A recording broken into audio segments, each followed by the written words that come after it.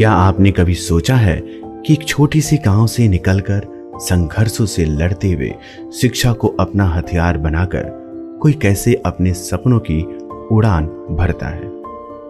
क्या आप जानना चाहेंगे कि किस तरह से एक बेटी ने समाज की रूढ़ियों को तोड़ा, अपने माता पिता का सिर गर्व से ऊंचा किया और एक मिसाल बन गई?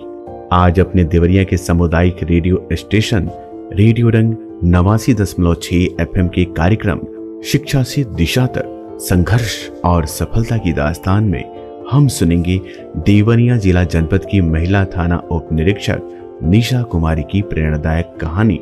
कैसे एक साधारण से गांव बीरमपुर में जन्मी अकेलेपन और आलोचनाओं का सामना करते हुए अपने ननिहाल में रहकर पढ़ाई की और फिर संघर्ष की बदौलत यूपीएसआई बनी।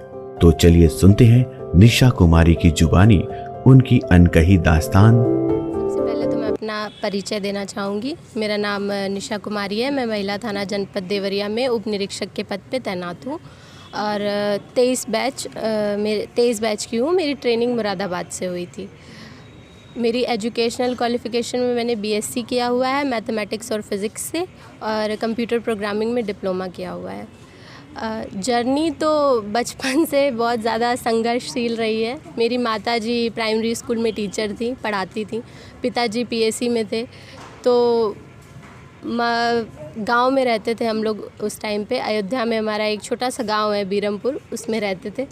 तो मैं छोटी सी थी, मम्मी को भी स्कूल जाना होता था तो वो उतना ध्यान नहीं दे पाती थी। परिवार भी बहुत बड़ा था तो मेरी मम्मी पापा ने डिसीजन लिया कि आपको नानी के पास छोड़ते हैं पढ़ने के लिए, आप नानी के यहाँ रहिए, पढ़िए। मैं उस टाइम 3 साल की थी, मुझे तो पता भी नहीं था कि पढ़ाई क्या होती है, कैसे क्या करना है लाइफ में। तो 3 साल की एज से मैं कानपुर में रही अपनी नानी के पास। उस टाइम मैं बहुत रोई, बहुत परेशान हुई, मम्मी पापा की याद आती थी, सब होता था। उस टाइम बहुत बुरा लगा कि मतलब सबके घर वाले आते हैं, मेरे माँ बाप ने मुझे यहाँ पे छोड़ा है। लेकिन आज उसी की वजह से शायद मैं यहाँ पे हूँ जो मैं बन पाई अपने जीवन में। और माता पिता ने मेरे बहुत कुछ देखा है लाइफ में। एक बार ऐसा हुआ था कि मुझे याद है कि मैं उस टाइम ग्रेजुएशन कर रही थी। तो उसके पहले मैं उतना मतलब सीरियस थी पढ़ाई को लेके। एजुकेशन में, पढ़ाई में हमेशा मैं ठीक रही हूँ, लेकिन उतना एक वो नहीं था, मतलब मोटिवेशन नहीं था कि हाँ क्या करना है, क्या बनना है, कुछ नहीं। मैं ग्रेजुएशन में थी तो मेरे पिताजी का एक बार कॉल आया, घर में कुछ बात हुई थी ऐसे करके। सब ये बोलते थे कि नानी के घर छोड़ा है, ननिहाल में बच्चे बिगड़ जाते हैं, लड़की है, बड़ी हो गई, ऐसा करेगी वैसा करेगी। तो उस टाइम मेरे पिताजी थोड़ा सा इमोशनल हो गए थे फ़ोन पे और बस वो इतना मतलब बोल पाए थे कि उसके बाद वो कुछ नहीं बोल पाए। तो उस दिन मुझे लगा कि माता पिता कितना संघर्ष करते हैं अपने बच्चे को, बस जल्दी से कुछ करना है, पेरेंट्स को प्राउड फील कराना है। उसके बाद मैंने प्रिपरेशन स्टार्ट करी। मैं यूपीएससी की प्रिपरेशन कर रही थी। उसके बाद मेरे फादर ने मुझे दिल्ली भी भेजा था, लेकिन उस प्रिपरेशन से पहले ही मैंने यूपीएसआई का एग्ज़ाम दिया, यूपीपीसीएल का एग्ज़ाम दिया और लकीली कि मेरा दोनों में सिलेक्शन हो गया था। बट ऐसा हुआ कि ट्रेनिंग लेट हो रही थी तो मेरे पिताजी ने कहा कि आप जाइए यूपीएससी की तैयारी कीजिए। मैं गई, मैंने 6 महीना प्रिपरेशन भी करी, फिर बीच में जॉइनिंग लेटर आ गया। उसके बाद फिर मैंने वो प्रिपरेशन अपनी ड्रॉप करके जॉइन किया। तब से अभी मुझे 1 साल ट्रेनिंग का और शायद 6 से 7 महीने यहाँ ज़िले में हो चुके हैं। नौकरी बढ़िया चल रही है, परिवार अच्छा चल रहा है। और जो लोग पहले बोलते थे कि इनकी लड़की कुछ नहीं करेगी, ननिहाल में जाके बच्चे बर्बाद हो जाते, वही लोग आज मुझसे कहते हैं कि मुझे तो पता था कि तुम ज़िंदगी में कुछ अच्छा करोगी। मेरे पापा इतना प्राउड फील करते हैं आज भी।